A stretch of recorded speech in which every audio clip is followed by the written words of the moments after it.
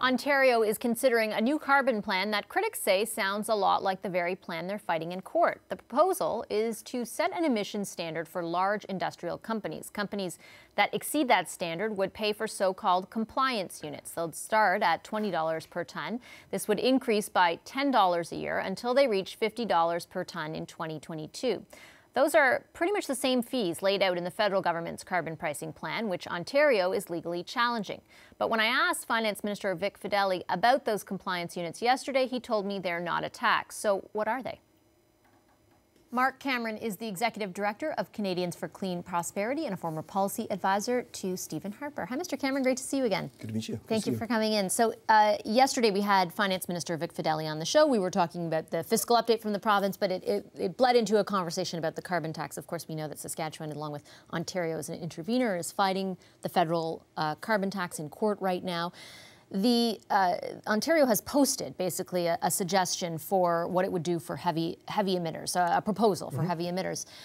And I asked him about that. It involves essentially these payments for every ton you go above a limit that they set. And it sounded a whole lot to me like a carbon tax or a price on carbon. So I asked the minister about it. I want to play the clip of what he said and then get your reaction. No, our government is not in favor of any carbon tax in any form, and in fact, our plan, if you look carefully through the details, is quite instructive that there is no carbon tax in that. So they're called compliance unit payments. Is it the same thing? Is it different?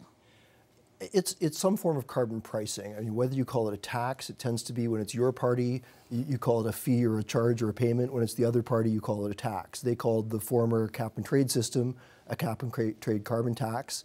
They're saying this isn't a tax. Right now we have a court case in Saskatchewan where the Saskatchewan government is arguing that the federal system is a carbon tax. They're arguing, no, it's not a tax, it's an administrative charge. So you know, but the fact is... It's confusing, though, for people, right? Sure, Yeah. But whatever you call it, it's a carbon price. It's putting a price signal on carbon for industrial emitters. So in this case, I mean, the term that they use is compliance units. The units will start at $20 a ton in 2019 and increase $10 a year to a maximum of $50 per ton in 2022. It does, though, it's only when it exceeds a certain level. So that's different than the federal plan. Well, it's actually exactly the same. Or is it the same? It's exactly the same as the federal plan. The federal system, they have the output-based pricing system for large emitters, which create a performance standard for different industry sectors. And if you're above that limit, then you pay the federal carbon price.